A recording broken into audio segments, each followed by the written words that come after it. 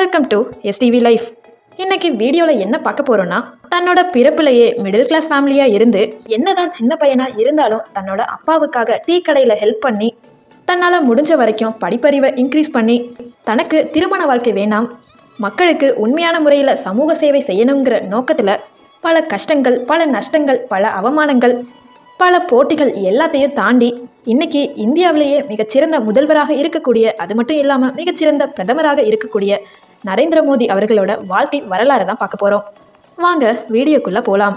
நரேந்திர மோடி அவர்கள் செப்டம்பர் 17, 1950 வருஷம் குஜராத் மாநிலத்தில் உள்ள மேசானா மாவட்டத்தில் வட்நகருங்கிற ஊரில் பிறந்திருக்காரு. நரேந்திர மோடியோட அப்பாவோட பேரு தாமோதர் தாஸ் முல்சந்த் மோடி, அம்மாவோட நேம் ஹீராபேன். நரேந்திர மோடி அவர்கள் மிடில் கிளாஸ் ஃபேமிலியில் தான் பிறந்திருக்காரு. அவரு கூட பிறந்தது 6 சகோதரர்கள் இருக்காங்க. நரேந்திர மோடி அவர்கள் தன்னோட ஸ்கூலிங் லைஃபை வட்நகரில் தான் முடிச்சிருக்காரு. அது மட்டும் இல்லாமல் ரயில்வே ஸ்டேஷனில் இருந்த அப்பாவோட டீ கடைக்கு எல்லா ஹெல்ப்புமே செஞ்சு கொடுத்துட்டு இருந்தாரு. தன்னோட படிப்பு மேலே உள்ள ஆர்வம், தன்னோட தந்தைக்கு உதவி செய்கிறதுல ஒரு ஆர்வம், அது மட்டும் இல்லாமல் நரேந்திர மோடி அவர்களுக்கு அரசியலில் இன்னும் தூண்டுதலாகவே ஒரு ஆர்வம் இருந்திருக்கு. அதனாலேயே தன்னோட 8 வயசுல ஹிந்து தேசியவாதிகளால் உருவாக்கப்பட்ட RSS ஆர்கனைசேஷனில் தேசிய தொண்டர் அணியில் மெம்பராக ஜாயின் பண்ணி நிறைய விஷயத்துல ஹெல்ப் பண்ணி கொடுத்துட்டு இருந்தாரு மக்களுக்கு. இந்த ஆர்வம் காரணத்தினாலேயே குஜராத் யூனிவர்சிட்டியில் ஜாயின் பண்ணி பொலிட்டிக்கல் சயின்ஸ்ல மாஸ்டர் டிகிரியும் முடிச்சிருக்காரு நரேந்திர மோடி அவர்கள். தன்னோட சின்ன வயசுலேயே RSS ஆர்கனைசேஷன்ல தன்னை இணைச்சு கொண்ட மோடி அவர்கள் அகில பாரதிய வித்யார்த்தி பரிஷத் என்னும் மாணவர் குழுவில் தலைவராகவும் பொறுப்பேற்றாரு. இந்த டைம்ல இந்தியாவில் நிறைய விஷயத்துல நெருக்கடி நிலை ஏற்பட்டுச்சு. அதை சரி பண்ணும் பொழுது நிறைய போராட்டங்களும் ஏற்பட்டது. அந்த நேரத்துல பல வகையான அரசியல்வாதிகளோட இன்ட்ரோடக்ஷனும் கிடைச்சிருக்கு நரேந்திர மோடி அவர்களுக்கு. இந்த டைம்ல மோடி அவர்களோட அயராத உழைப்பும் சரி, தன்னலமற்ற ஈடுபாட்டையுமே பார்த்த பிற கட்சி தலைவர்கள் அவருடைய ஸ்போர்ட்டிவ்னஸை பார்த்து நிறைய பேர் பாராட்டியிருக்காங்க. RSS ஆர்கனைசேஷன்ல ரொம்ப தீவிரமா பற்றா வேலை செஞ்சுக்கிட்டு இருந்த நரேந்திர மோடி அவர்கள் அதுக்கு அடுத்து பாரதிய ஜனதா கட்சியில உறுப்பினராக ஜாயின் பண்ணியிருக்காரு. ஜாயின் பண்ணது மட்டும் இல்லாம ஒரே வருஷத்துல குஜராத் மாநிலத்தோட பொதுச் செயலாளராகவும் உயர்ந்தாரு. குஜராத்துக்கு மட்டும் மாநில பொதுச் செயலாளராக இருந்த நரேந்திர மோடி அவர்கள் இன்னும் ஷார்ட் டைம் பீரியட்லயே அத்வானியோட இன்ட்ரடக்ஷன்ல 1998 வருஷம் குஜராத் மட்டும் இல்லாம இமாச்சல் பிரதேஷ், பஞ்சாப், ஹரியானா, சண்டிகர், ஜம்மு அண்ட் காஷ்மீர் இது போல 5 மாநிலங்களுக்கு பிஜேபி கட்சியில பொதுச் செயலாளராக நியமிக்கப்பட்டார்.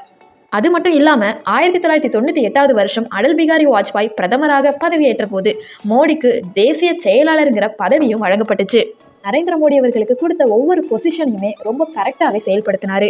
அந்த காரணத்துக்காக 2001 வருஷம் அக்டோபர் 6 அன்னைக்கு குஜராத் முதல்வராக இருந்த கேஷ்பாய் பட்டேல் ராஜினாமா செஞ்சதை தொடர்ந்து பாரதிய ஜனதா கட்சியோட தனி பெரும்பான்மையோட ஆதரவோட அக்டோபர் 7 குஜராத் மாநில முதல்வராக நரேந்திர மோடி பதவியேற்றாருன்னு தான் சொல்லணும்.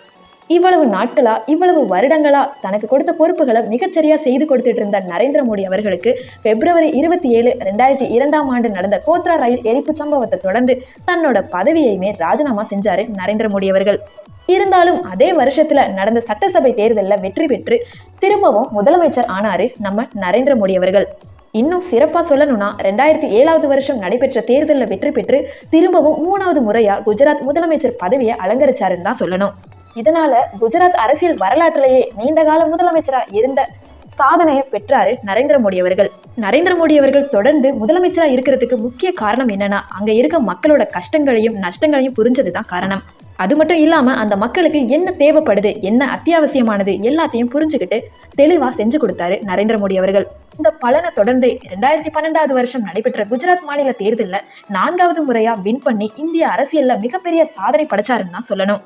4வது முறையா முதலமைச்சரா ஆனது மட்டும் இல்லாம இந்தியாவிலேயே மிகப்பெரிய அளவுல பேசப்பட்ட முதலமைச்சராகவும் இருந்திருக்காரு நரேந்திர மோடி அவர்கள். என்னதான் பல எதிர்பார்ப்புகள் இருந்தாலும் மாநிலத்தோட வளர்ச்சியை மட்டுமே நோக்கமா வச்சுட்டு இருந்த நரேந்திர மோடி அவர்கள் மக்களுக்கு சோலார் மின் உற்பத்தியினை அதிகப்படுத்தி குஜராத் மக்களுக்கு மின்சாரம் குறையா மாநிலமா மாத்திருக்காரு. இது மட்டும் இல்லாம இன்னும் முக்கியமான விஷயம்னு சொல்லணும்னா, இளைஞர்கள் போதைப் பொருளுக்கு அடிமையாகிறத தெரிஞ்சுக்கிட்டு குட்காங்கிற போதைப் பொருளுக்கு தடை விதிச்சாரு. மும்பை தாக்குதலுக்கு அடுத்து குஜராத் கடலோர பாதுகாப்பை இன்னும் பல மடங்கு பலப்படுத்தினாருன்னு தான் சொல்லணும். இது மட்டும் இல்லாம தண்ணீர், சாலை வசதிகள், பெண்களோட கல்வி, அனைத்து மக்களோட ஆரோக்கியம், எந்த ஒரு ஊழலும் இல்லாத நிர்வாகம், விவசாயம், இதை தொடர்ந்து தொழில் வளர்ச்சிங்கிற எல்லா துறைகள்லையுமே பல திட்டங்களை நடைமுறைப்படுத்தி அதை செயல்படுத்தவும் செஞ்சாரு.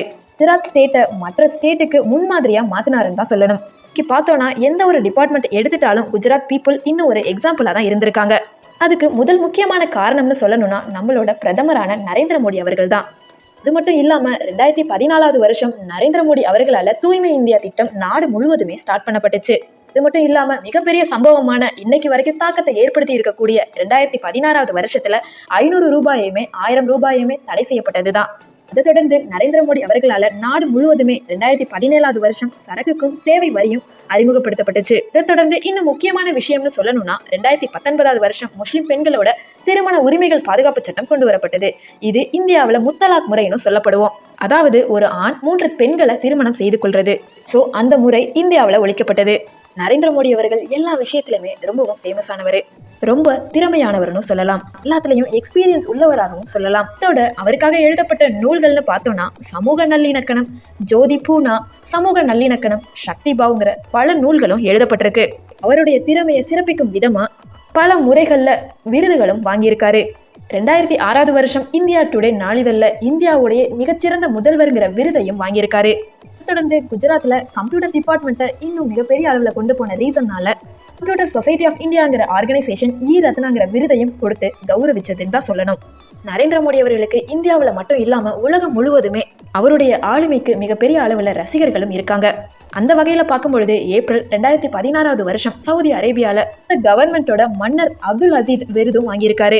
அதை தொடர்ந்து அதே வருஷமான 2016 வருஷத்துல ஆப்கானிஸ்தான் கவர்மெண்டோட ஆஜி அமீர் அமானுல்லா கான் அவார்டும் வாங்கியிருக்காரு. இதை தொடர்ந்து 2018 வருஷம் பாலத்தீனம், 2019 வருஷம் ஐக்கிய அரபு அமீரகத்தோட ஆர்டர் ஆஃப் சயத் அவார்டு, அதை தொடர்ந்து அதே வருஷத்துல உருஷியா, மாலத்தீவ், பக்ரீன், 2020 வருஷத்துல ஐக்கிய அமெரிக்காவில் லீஜியன் ஆஃப் மெரிட் விருது வாங்கியிருக்காரு. தொடர்ந்து பூடான், பிஜி, கிப்த் கவர்மெண்ட், 2023 அதே வருஷத்துல கிரேக்க நாட்டோட grand cross the order of honour அவார்டும் வாங்கியிருக்காரு.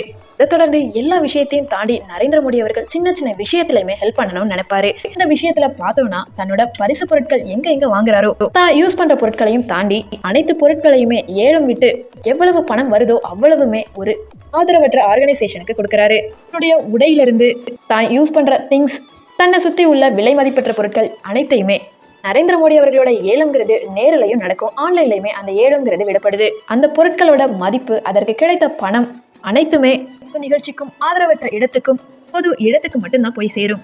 நரேந்திர மோடி அவர்கள் சின்ன சின்ன விஷயத்துல இருந்து பெரிய பெரிய விஷயங்கள் வரைக்கும் தெளிவான முடிவெடுத்து மக்களுக்கு என்ன தேவைங்கிறத செஞ்சு கொடுத்து அதை நடைமுறைப்படுத்தியும் அதை செயல்படுத்தியும் காட்டி இருக்கிறதுனாலதான் இன்னைக்கு 4வது முறையான முதல்வராகவும், அது மட்டும் இல்லாம என்னதான் பிற கட்சியா இருந்தாலும் தான் கட்சியா இருந்தாலும் நமக்கு பிடித்த பிரதமராகவும் இருக்காரு. அதோட இன்னும் ஒரு முக்கியமான விஷயம் சொல்லணும்னா நரேந்திர மோடி அவர்களுக்கு தன்னோட 17 வயசுலயே திருமணம் செய்யப்பட்டிருக்கு. அந்த திருமணம் தன்னோட பெற்றோரோட வற்புறுத்தலால தான் பண்ணியிருக்காரு. ஆனா அந்த திருமணம்ங்கிறது நரேந்திர மோடி அவர்களுக்கு பிடிக்கல. அதனால தான் வீட்டை விட்டு 3 வருஷம் கண் தெரியாத இடத்துக்கு போயிடுறாரு.